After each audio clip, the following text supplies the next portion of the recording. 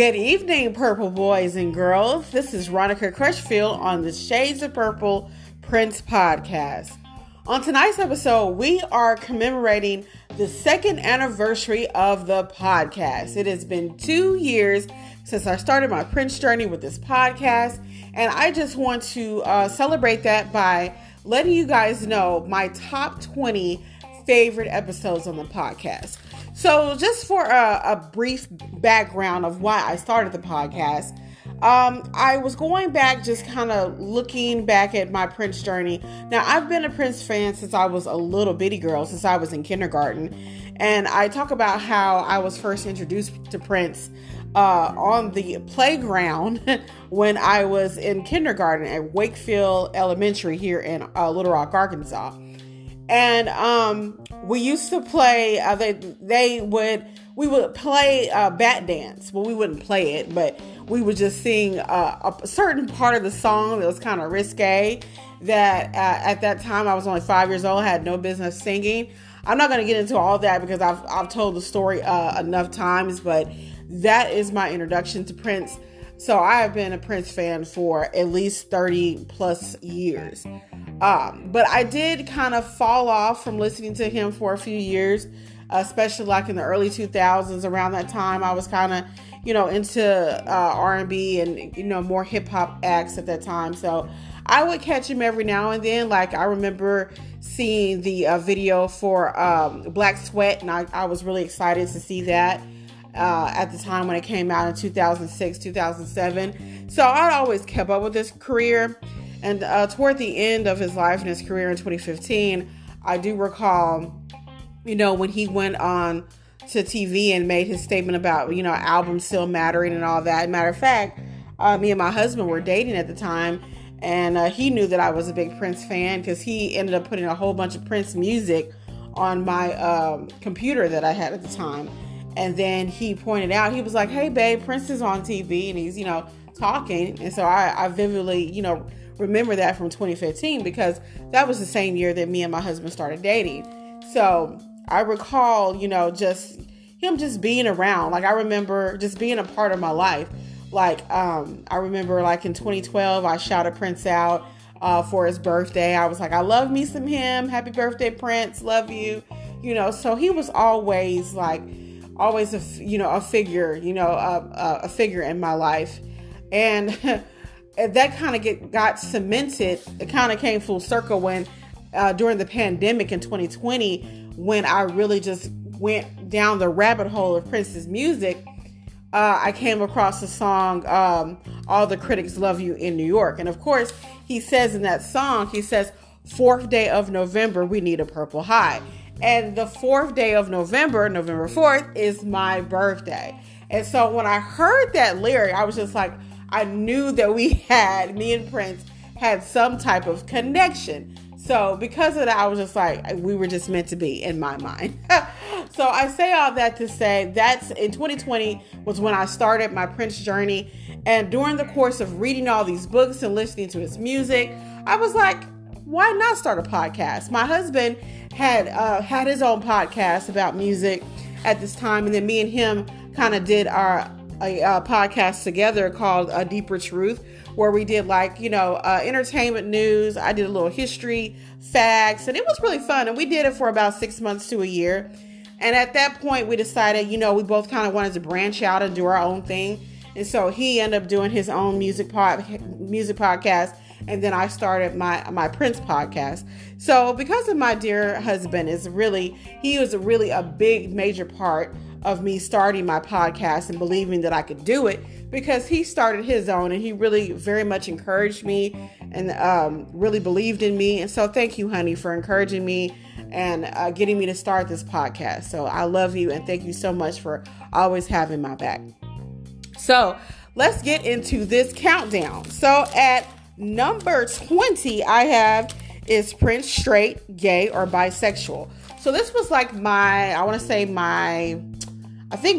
third or fourth episode that I did. And the reason why I chose this topic is because, it's still a topic that is still talked about to this day when it comes to Prince. Because there's still a lot of people, mostly non-fans who don't really know a lot about him, that assumed that, he was gay. And initially, when I first was introduced to Prince back in the late 80s, early 90s, I also believed that he was gay. And because of his mannerisms and how he dressed, a lot of people still believe that he is gay. But we know, in fact, that he is not. And but still, people there is a segment of people that believe that it's possible that he was bisexual. And I'm gonna say no on that one as well, because there's just no proof that he was involved with any men. Even to this day, he's been dead 8 years, and we have not heard anything about him being with a man. And before anybody tries to point out the whole Boy George thing that happened in 2015, so Boy George was, he was on one of those reality music, shows. I think it was over in the UK. I don't think it was, but I think it was like the UK's version of So You Think You Can Sing, or not Idol. I can't remember.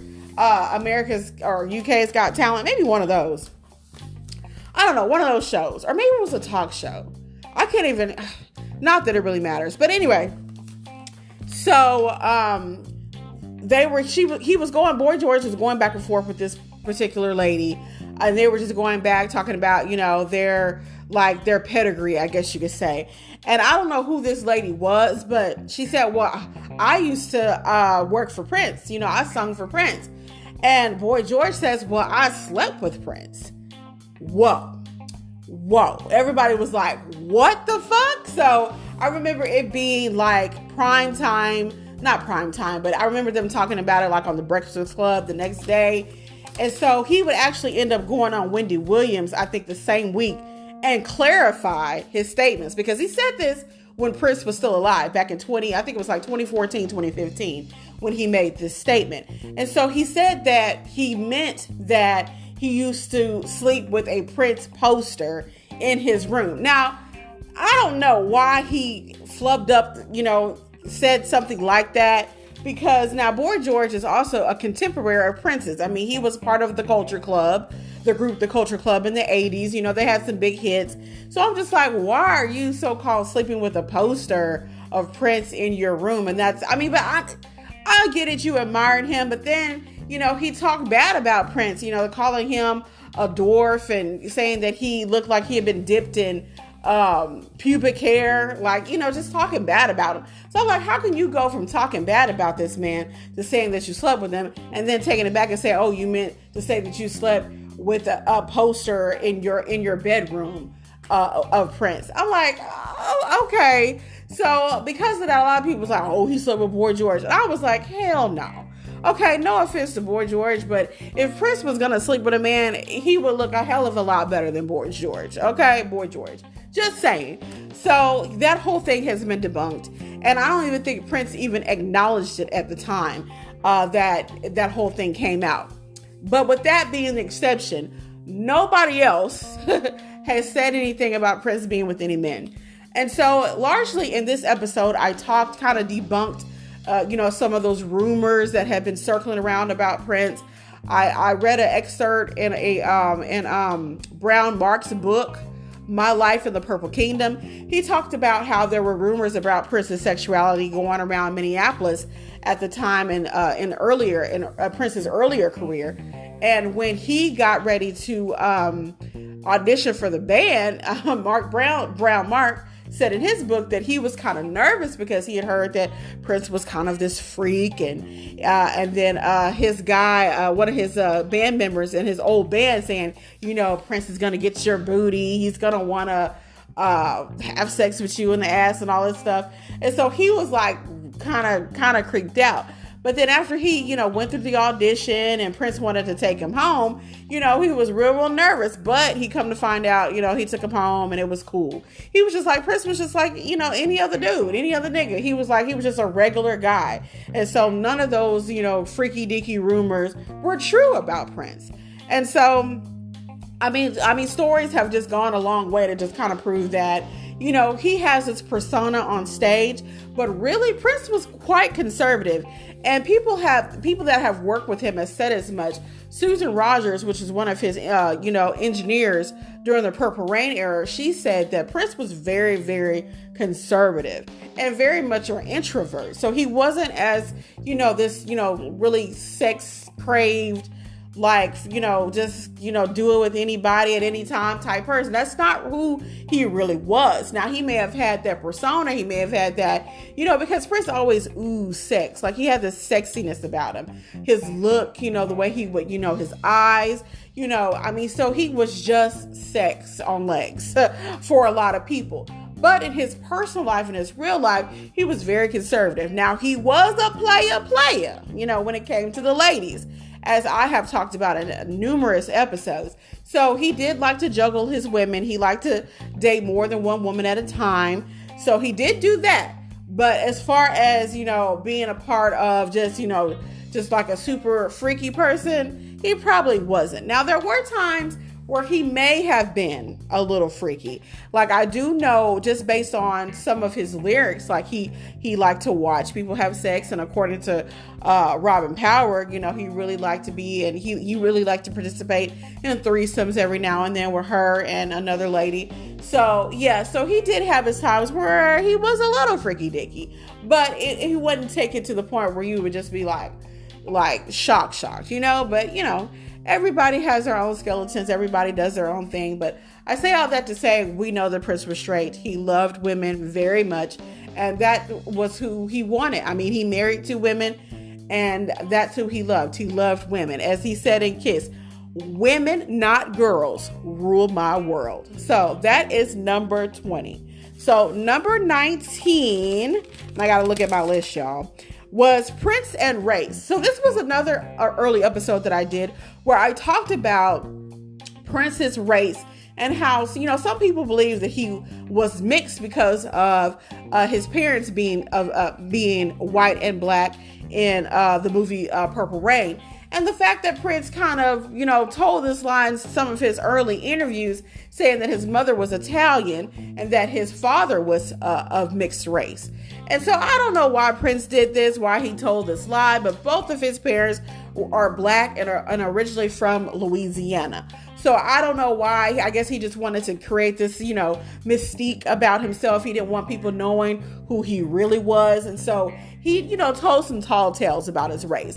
But I say that to say, but he always acknowledged that he was a black man. He never said that he wasn't, Sometimes some people like Rick James and others may have felt like he didn't acknowledge the fact that he was a black man, but I think he did. He really fully embraced being a black man.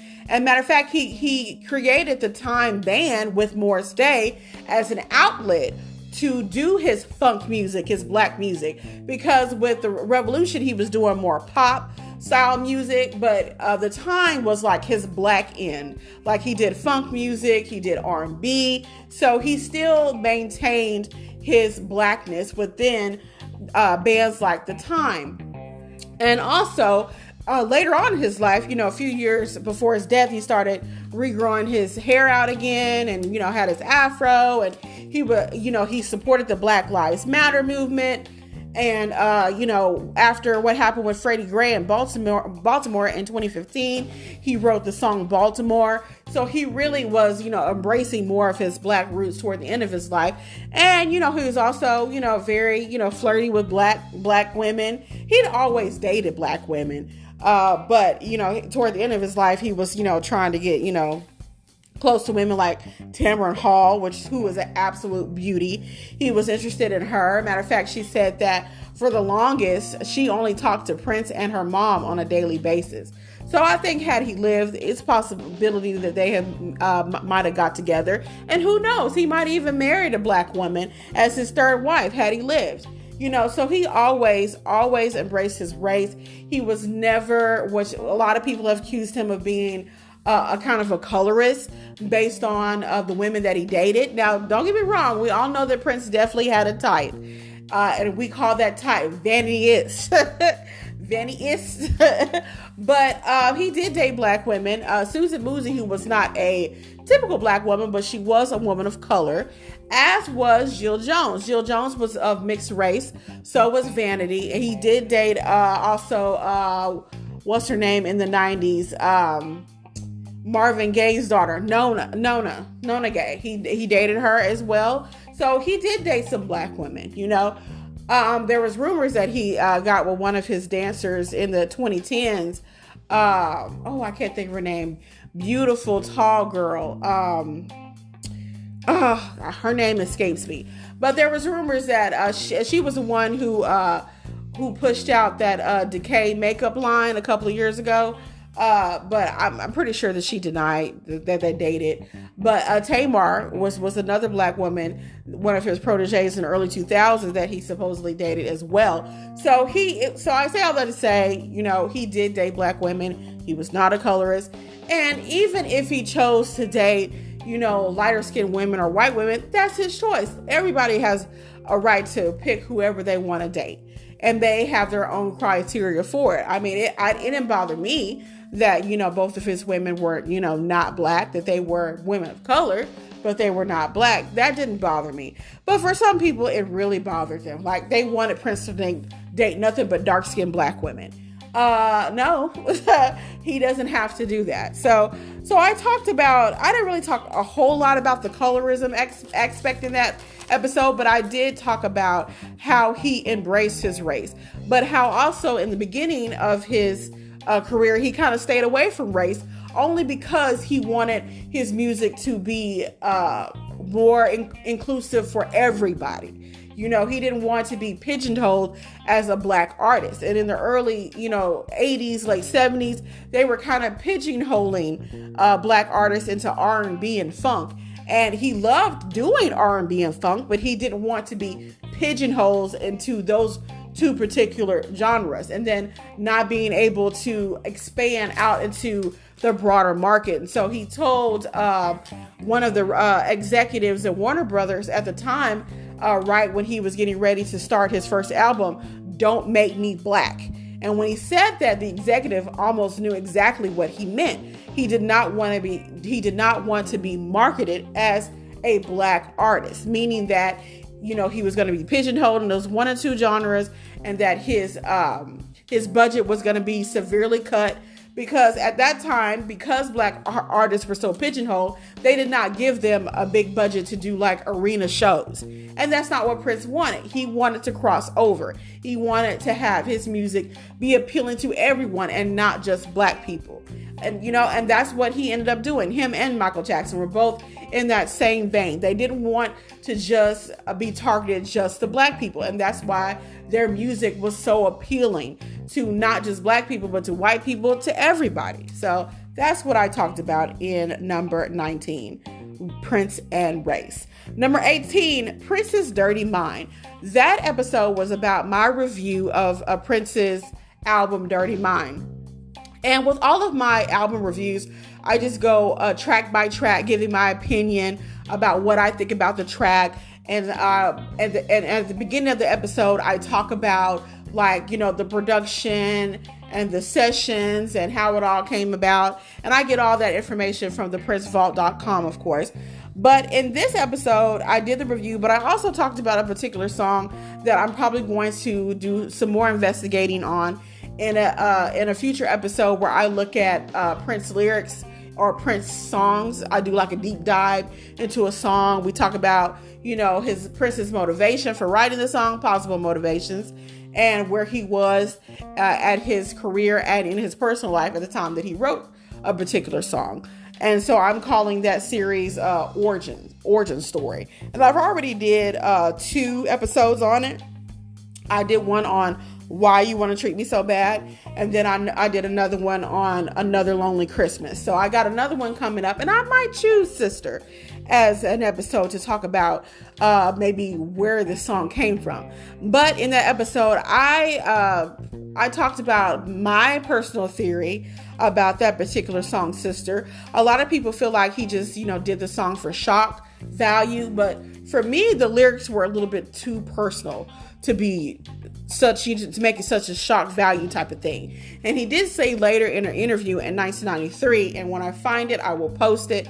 But I do recall reading it where he was asked about this song Sister. And he said that the song Sister was real, that he did not make that up. Now, he did say that he made up the scenario in the song Head, which is on the same album. But Sister, he says, was real. And because of that, that made me think that is a possibility that Prince may have been sexually molested by one of his sisters. And I also said in the episode that I have an idea of which sister it was, but because I don't want to get sued or accuse anybody of doing something that they didn't do, I didn't reveal who I thought the sister was. But I really do feel like there is a possibility that this could have happened to Prince, and he used this song as a way to, move on and get it out there. Because that's how Prince communicated. He communicated with us through song. And I really felt like that was as much of a cry for help, but also just letting, just getting it out there, getting it off of his mind. And I mean, that is what it is. I think it's a much sadder song than what people want to believe. And I'll just move on from there because I don't want to bring the mood down of the episode. But that was Prince's Dirty Mind at 18. At 17 was Prince the Hitmaker. And this episode was about his second album, Prince. So this album was the album where he really had to make some hits, because his first album did okay, but he really didn't, with the exception of Soft and Wet, he really didn't have any really breakaway hits. And so with the Prince album, he really set out to make hits, and he did. He had Why You Want to Treat Me So Bad, but he also had I Want to Be Your Lover. And I Want to Be Your Lover was one of Prince's first top 10, if not his first top 10 single that he had. And so he set out to do his very best. This was what you would call Prince's first quote unquote commercial album, because he really did this for Warner Brothers. Dirty Mind, which would be his third album, would be more of an experimental album that he wanted to do based on music that he was interested in doing. But his first two albums, For You and Prince, which are wonderful albums, don't get me wrong, but they were both made to try to cater toward Warner Brothers and what he thought that Warner Brothers wanted from him, with still allowing himself a little flair, for, himself, obviously. And so I talk about, Prince, why this was so important for Prince during the second album. Of course, I reviewed the Prince album as well on this episode. So that is number 17. Number 16, The Sex of It, Prince's love life in the 80s. So this was another episode where I kind of did a deep dive into Prince's private life in the 80s. I talked about 9 or 10 women that he dated at the time that he was confirmed that he dated. And I just kind of talked about some of the stories and about how they broke up, how they got together. So it was also kind of an experimental episode because I had an instrumental that was a little bit too loud in it. It was supposed to be an instrumental to Do Me Baby. And for some reason, I'm horrible. I'm a horrible editor, if y'all haven't figured that out by now. And I could not get the sound down of the music. So when I'm talking about Kim Upshur, I think, and right before I started talking about Jill Jones, the music is just blaring. And so I was just like, you know what? It is what it is. I got to go with it. And so I did, because I didn't want to cut the music out. I guess maybe looking back, I should have maybe. But it was still a good episode. And I did a lot of good research. And at that time, when I was just starting the Facebook page, I would put little snippets, because I was at that time, I was using kind of a script. And I'm really thinking about going back to that, because you notice sometimes I stutter sometimes.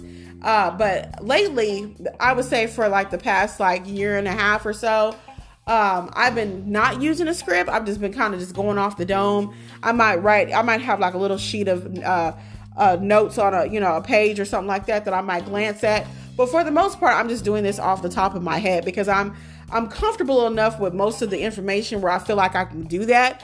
But at the same time, I'm just maybe I should go back to that script.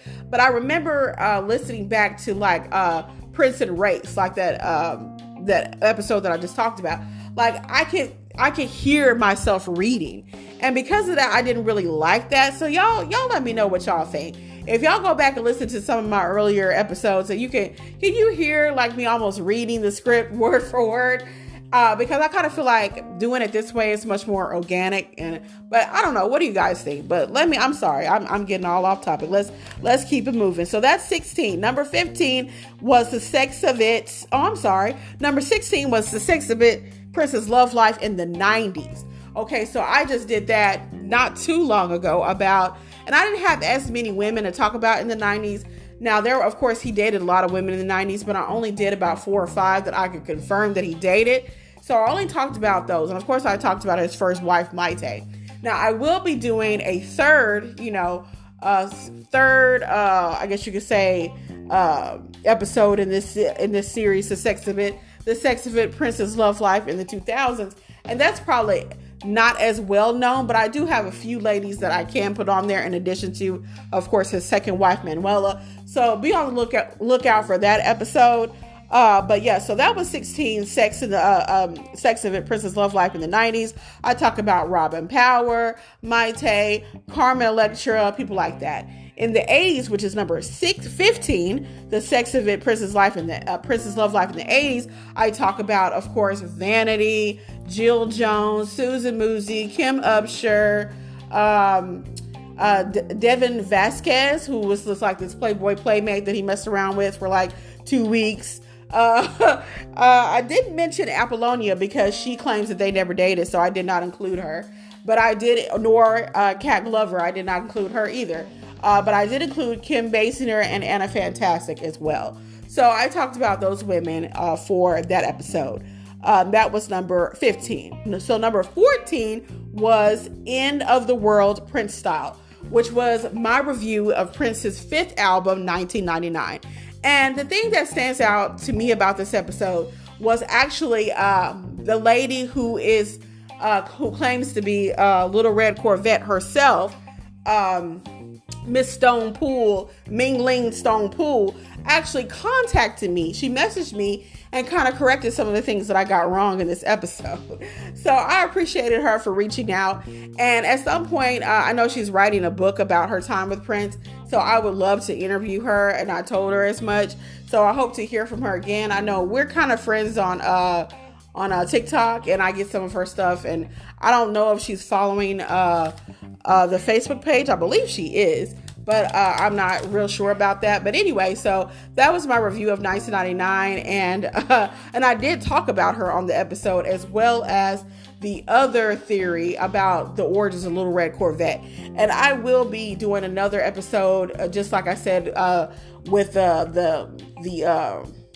what am I trying to say? Oh yeah, the origin story of the songs. So I will include Little Red Corvette, because actually I was supposed to do that after Why You Want to Treat Me So Bad, because I put on the Facebook page a poll, and every now and then I put up a poll. And so I put up a poll, and Why You Want to Treat Me So Bad won, but I still need to go back and do Little Red Corvette, because that was the other song that you all wanted me to do an episode about its origins. So I'll end up talking about Miss Stone Poole again in that episode. So be out on the lookout for that. So number 13 was Prince versus Michael Jackson. So this episode was a long time coming. It was like the second, or it was either the first or second episode of the second season of my podcast. And I talked about just their differences, their similarities, their interactions, their known interactions, and why I ended it talking about why I kind of favor Prince over Michael Jackson.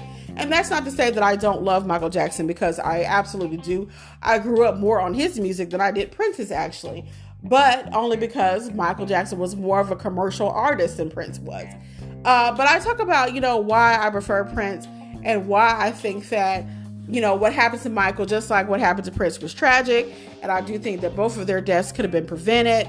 And how I just wish that Michael would have had a better outlook as far as what he felt about his appearance. I know that, he had vitiligo, and that he didn't like his nose. He had all these nose surgeries. I mean, he just ruined his face. I'm sorry. He just did. I mean, because he was really handsome, at first. And he never did believe that he was. And I talked about how Prince never felt that way. He always knew he was a shit. he always knew that he was gorgeous. And I think that confidence just made him more appealing to me than Michael. Michael just always was like, oh, woe is me, I'm so ugly. And, and it was just kind of, personality wise, it was just kind of off-putting. Even though, like I said, Michael was a wonderful person. He was a really sweet guy. But I mean, that was just, to me, it was just off-putting as his personality, because I love men that are confident. And Prince exudes sexiness, he exudes confidence. And that's what I really liked about him. So that was 13. Number 12 was my review of Purple Rain, which the 40th anniversary is tomorrow. So happy 40th for Purple Rain. So I called it the Purple Flood Part 1 and Part 2. And what I did was, with Part 1 is I reviewed the album, and in Part 2 I reviewed the movie. And so I really enjoyed that, watching Purple Rain again. And actually at the theater that I work at, they're going to be showing Purple Rain on July 26th, which is just almost a year to the day, because it premiered July 27th, 1984 in the movie theater. That's when they had the movie premiere out in Los Angeles. So I'm really, really excited that we're going to be playing that again in the theater. Of course, I'm going to go see it, even though I've seen it 11 times. So that was number 12. Number 11 was my top favorite all-time Prince songs. So if you can't tell, I've done a lot of top 10, top 5, top 20 episodes that I've really enjoyed doing, because it has allowed me to really kind of flesh out some of my absolute go-tos and favorites when it comes to Prince and his music. And so the top 10 favorite Prince songs, allowed me to really think about, in his vast catalog of songs, you have no idea how hard it was to narrow that down to 10 songs. And at some point, I'm probably going to go back and do like top 10, 20 or 30 songs, because I mean, obviously he has so many songs that just narrow it down to 10 was just absolute torture, you guys. You have no idea. So I'm really surprised that I was even able to pull that off. But that one actually got a lot of plays, so I was actually quite proud of that. So that is my number, where am I at? That was number 11. So now we're in the top 10. So at number 10, we've got top 10 Prince interviews. So I love Prince's voice. I love his deep voice.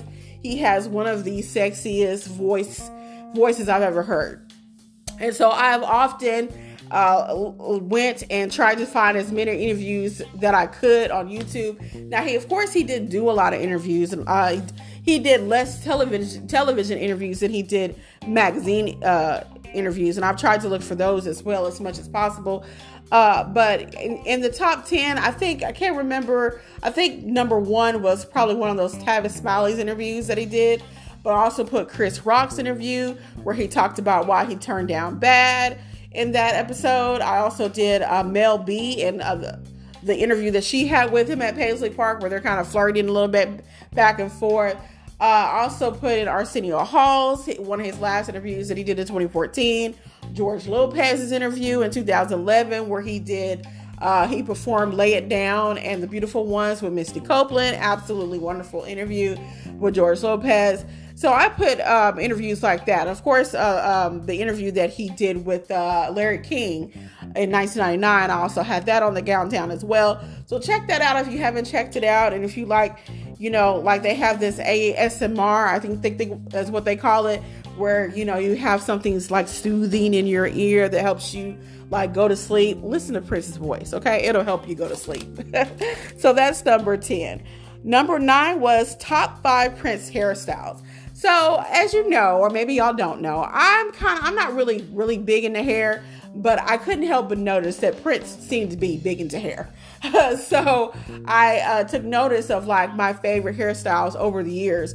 And my number 1 was his long hair during the Love Sexy kind of Batman era, where he had the long hair and like the clean shaven face, or the pencil really skinny mustache. Like picture that when he did that Electric Chair SNL performance. Oh my God, he was so sexy. I loved how he looked. The flowing hair, the clean. I mean, he looked like he was 12, but he looked so sexy. And Glam Slam, the video for that where he had on the blindfold and he had like the crimps in his hair.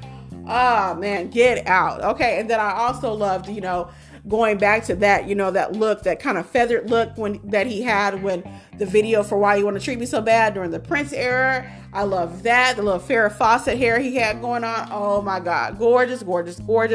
I loved his afro that he had in the 70s when he first came out. And I also liked his afro later that a lot of people didn't care for, the one that he had toward the end of his life. But I liked both of his afro eras, so I talked about that as well.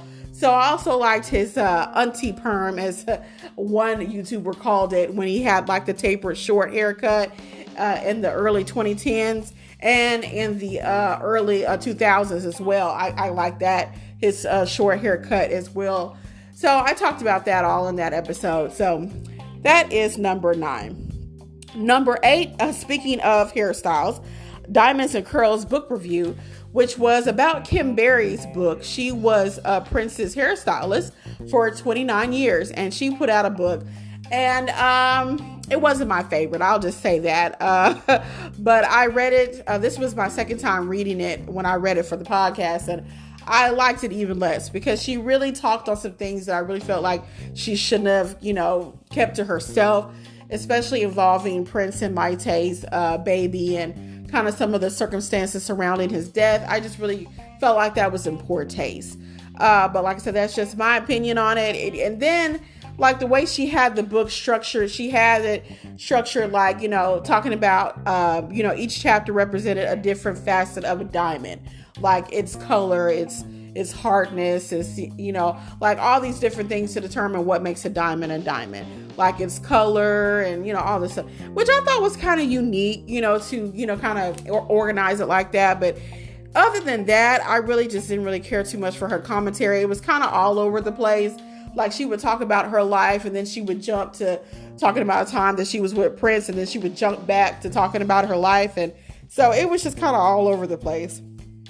But check it out if you still want to. That was number 8. So number 7, we got top 20 nasty Prince songs. So I found some of the nastiest songs that Prince came up with. And I think number 1 was, it was Head, or it might have been the outro to Come.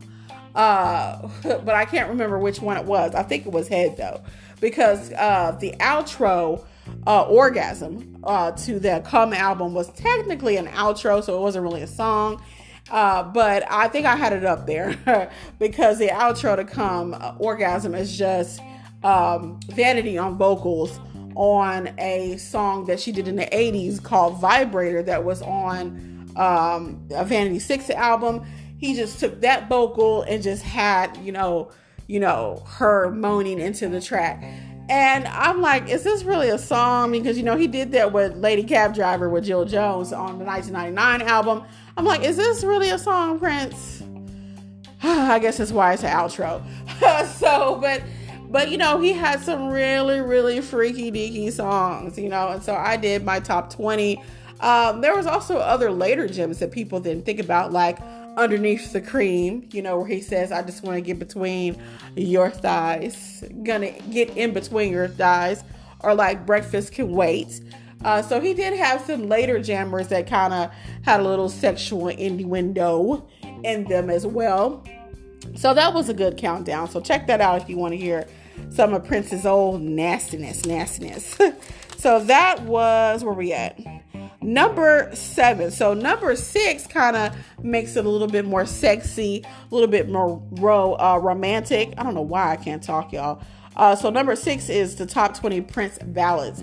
So his slow songs like Damn You and Scandalous and what is the other one? I can't think of no songs right now, y'all. When Two Are in Love, which is one of my all-time favorites. I love that song. So slower songs like that kind of got you insatiable. That's the song I was thinking about. Songs that just kind of get you in the mood, because Prince was so good at ballads. So good. Songs like Adore and Forever in My Life. So all those songs will be on that top 20 countdown. So that was number 6. At number 5, we got one of my other series that I do called The Purple Kingdom, which is about people in Prince's camp and his relationship with them. So at number 5, I did an episode about Jill Jones and how Jill Jones met Prince and how their professional and personal relationship kind of was at its highs and lows. They were together off and on, professionally and personally for about 10 years. And in that time, Jill, she was very no nonsense, it seems to be, with Prince. Like, she talked to him like, hey, I know who you really are. You can't, throw the rule over my shoulder. But, he did kind of do some things, especially with her album and her career, that kind of screwed her over a little bit. So he wasn't always kind to her. And he knew sometimes that, he wasn't that kind. And that's how he came about the song She's Always in My Hair, which is about Jill Jones. They got into a fight. And he came back and gave her the song. And she was just like, what? What is this? This is not going to make things better.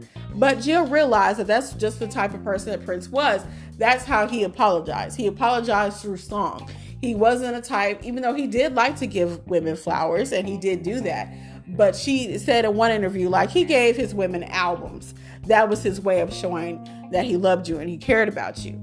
And so I think out of all the women in the 80s that he should have married, I definitely think it was Jill Jones. And I think that she had a really great understanding of who he was as a person, more so than I think any other woman in the 80s, including Susanna, who was his actual fiance for a little while.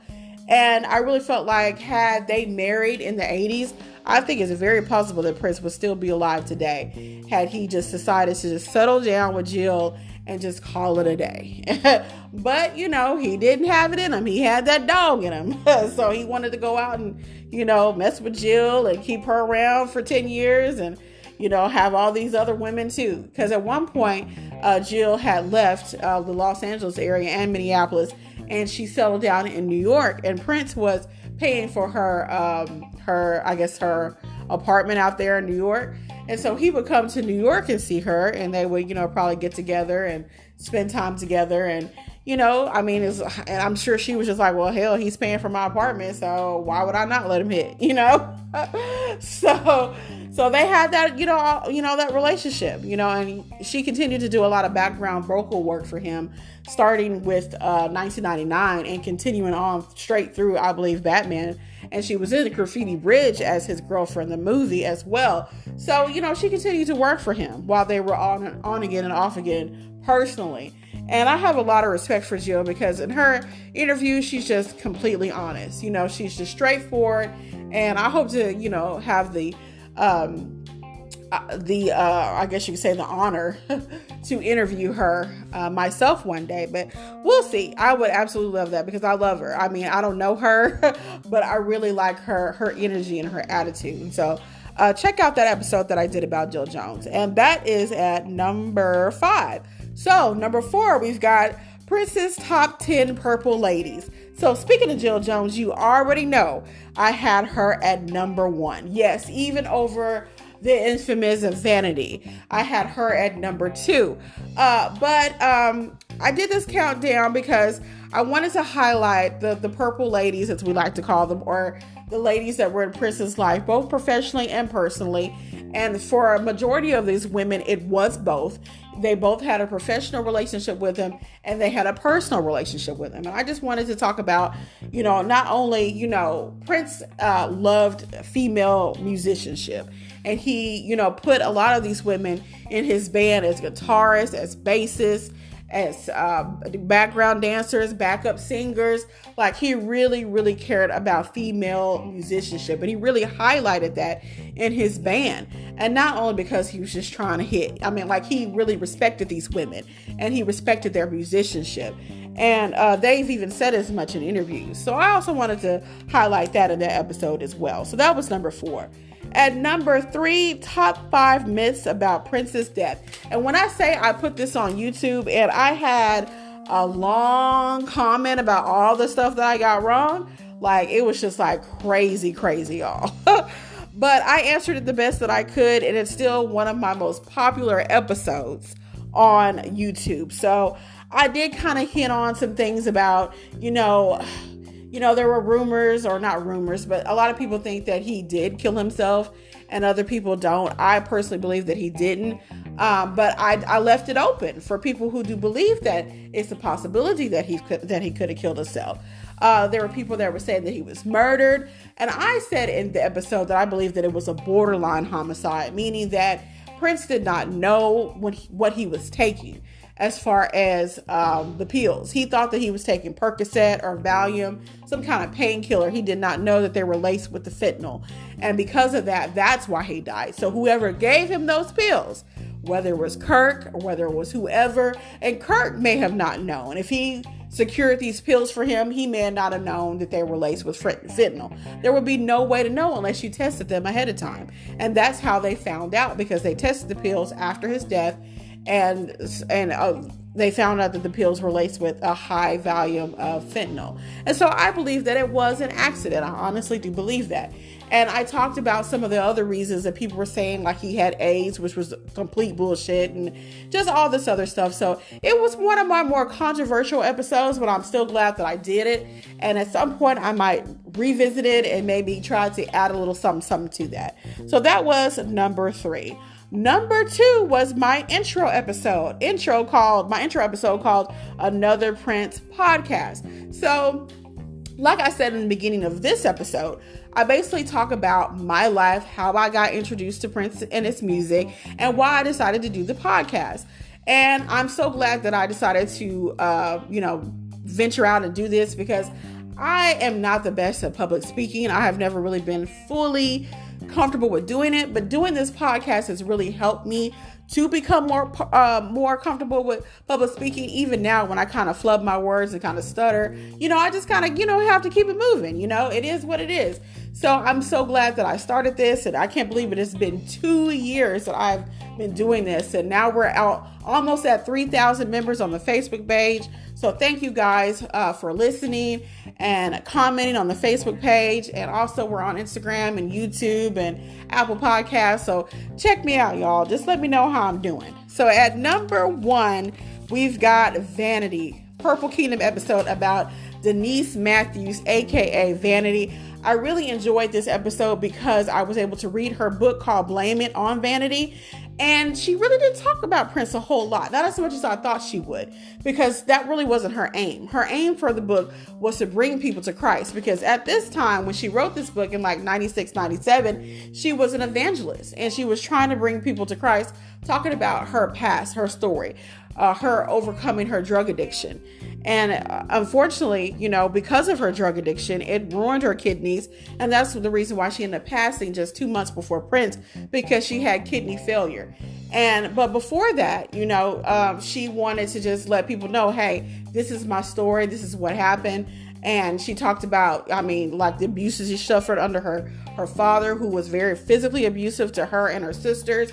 And she talked about her early modeling career. She even talked about the first time that she saw Prince, his album out when she was down in Europe. I think it was his second album. She was in a record store, I think in Italy, she said, and she picked it up and she saw Prince's face. And she said like she had this epiphany that, he kind of looks like my brother. But she ended up meeting him at the American Music Awards of 1980 when she was with Rick James. Now, she didn't say that her and Rick were together like a lot of people say on the internet. She just, mentioned Rick James, and she didn't even say that they were together. She just mentioned his name.